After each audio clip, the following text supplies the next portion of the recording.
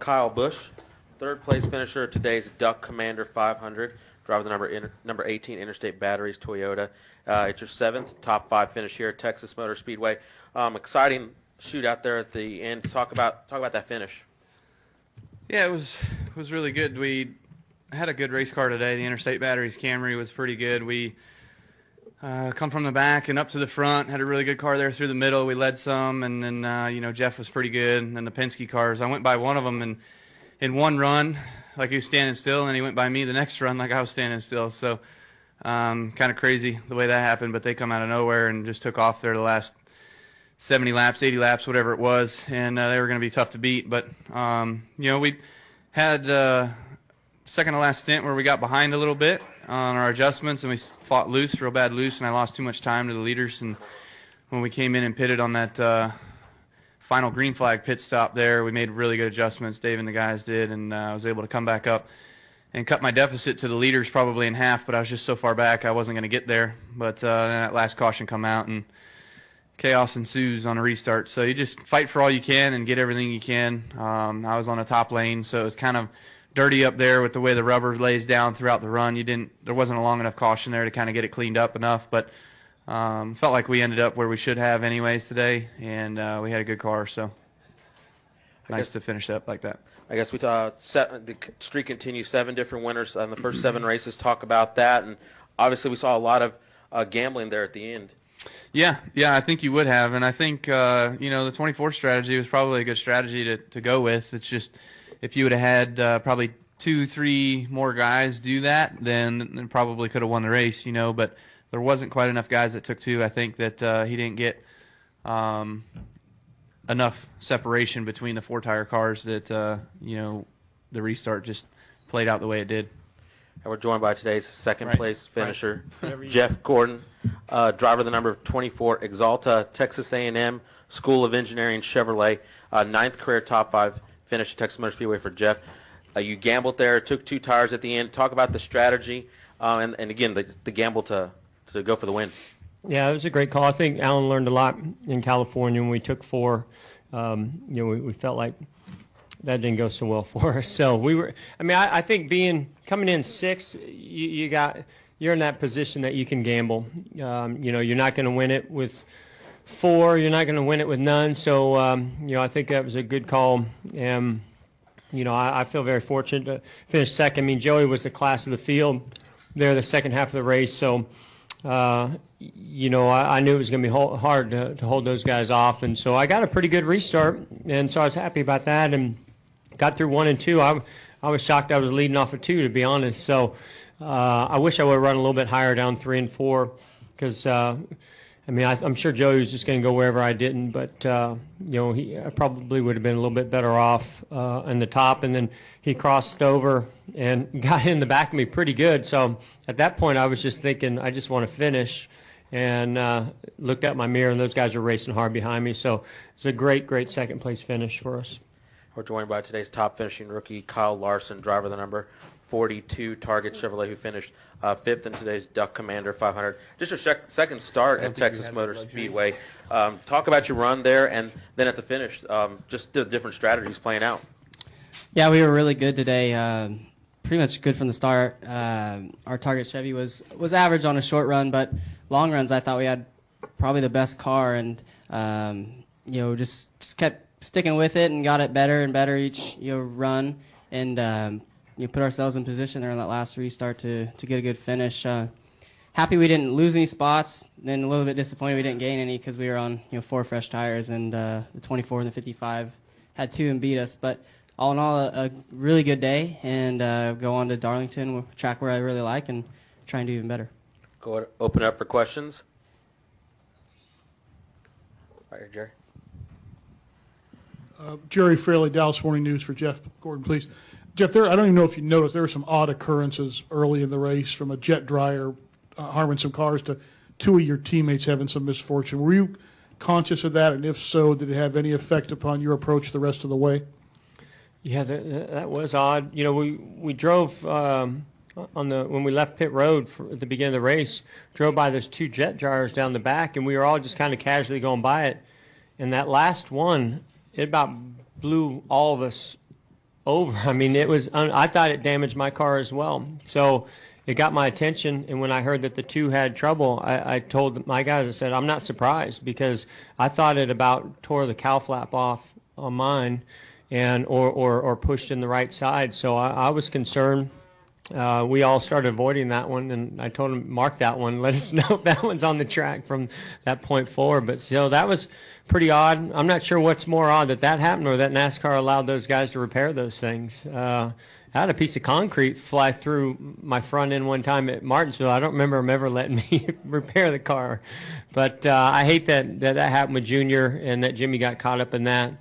I'm not exactly sure. I haven't spoke to either one of those guys to know what happened there. Carlos? Carlos Mendez, Forward Star Telegram. Kyle, Joey's a young driver. You were a young driver in Cup 2. Can you explain the value of a guy figuring out a track and what a win early in the year does for a young guy? Yeah, I mean, I think Joey has learned a lot over the years at JGR and just never quite felt comfortable there for whatever reason. But sure's found a home at Penske, that's for sure. Those guys are really good over there. Joey has been, Brad has been, and they've shown some real good speed here this year. All the qualifying runs, I think Joey's the only one to make it to the last round every week. But, it just goes to show they've got good stuff, and Joey's doing what he needs to be doing with it. At first, there through the middle part of the race, Jeff and I were kind of leading and back and forth a little bit up front, and then out of nowhere come the 22. So that was kind of surprising. They went by us, and then they were the class of the field, But it's really good for them to score a win. I think it's good for any of us to score a win, especially there's 7 different of them right now, and it seems like the chase continues to fill up quick. Nate Ryan, USA Today Sports. For Jeff, you were joking a couple of weeks ago about your restarts being a little bit weaker as of late. Can you take some solace in the fact that I assume you read that restart was pretty good? It was more about just tires and not letting it slip away. Yeah, no, I was very happy with it. I mean, it's something that we're focused on. I'm focused on trying to do a better job. California didn't go so well, but I feel like all year long our restarts have been really good. Other than that, some of it's in the car, some of it's in the setup, and most of it's in me. So, today was on that particular one was just all about not spinning the tires too much, and so I tried to carry a little bit more speed to the line, because I knew that those guys had an advantage with the newer tires, and got a pretty good start. So, I was, like I said, I was surprised we weren't 4 wide going into 1, because it was just so easy with those old left sides to spin the rears. Jerry? Jeff and Kyle Busch. Guy on the end down there says he's excited to go to Darlington next week. Do you guys share that with him? Have y'all talked to him about this track at all? Well, that tells you what kind of talent he has. When a guy is looking forward to going to Darlington and rim rides up there on the top and is doing the stuff that he's doing. By the way, Joey's not young; he's young. Joey's like a veteran now compared to this guy. But yeah, I mean, I think the top guys in the sport, whether it's when they first come in or still today, they look at Darlington as a challenging racetrack, but one they look forward to because the skills that it takes to run good there and run up against the wall. And I'm sure this Kyle would say the same thing, and so I'm not surprised. No. Holly Kane, NASCAR.com. Kyle Larson, did you already answer a question about this being a little bit like, did it feel a little bit like California there at the end? I didn't think it was quite as wild on that last restart as it was at California, just probably because this track isn't quite as wide as Fontana. But there down the backstretch with Kyle and Biffle and the 55, we all had a good run there, and I helped Kyle kind of get past the 16 a little bit, and then I had to drag race 55 back to the line. He edged me out there, but it was exciting. I thought, like I said, they're not quite as crazy as California, but still, green and white checkers are always pretty wild. And as a follow-up, I was listening to you on the scanner, and I thought it was interesting that your crew chief was asking you at the end of the race, "Are you having fun?" And you're like, "Yeah, I'm having fun." And he said, "That's what this is all about."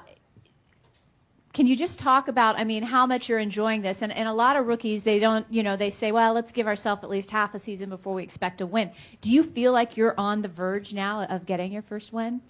I think so. We've been I feel like a top 10 car most races, and we were good at Bristol, good at Fontana, and good here. And I think if we just keeping ourselves in contention, things will work out late in the races, or we might have a dominating car one day and get our first win. I feel like right now it could come at a mile and a half or a little bit bigger track, and hopefully that comes soon because there's a lot on the schedule.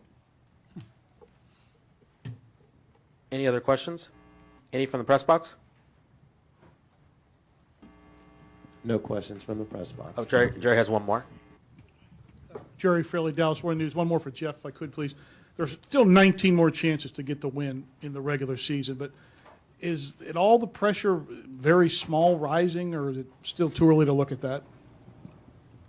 No, I mean, the pressure is always there to win. You always want to win. Winning benefits you, whether it's this point system or any other point system. Winning is the ultimate, and that's what we're all out there to do. And it's important to be consistent because that helps get you in a position more often to win. But I think every race that goes by that there's a different winner, then the pressure gets more intense, and you just got to go, look at that next opportunity and try to put yourself in that position to go win it. I'm real happy with the way our team's performing this year, and I feel like we've kind of missed a couple opportunities, but we're also running really strong that I know that, and we're consistently running strong that I know that opportunity is going to come for us.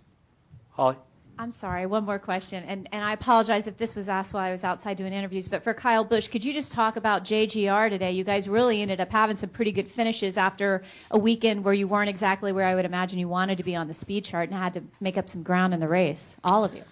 Yeah, that was good. I did see that. Matt struggled early, but was able to make some good changes, I guess, and got himself up to the top 10. I think he was 7th. I'm not sure where Denny was, but all in all, we seemed to have some runs there in the top 10. We were kind of the forefront of the group, but we struggled last week at Martinsville.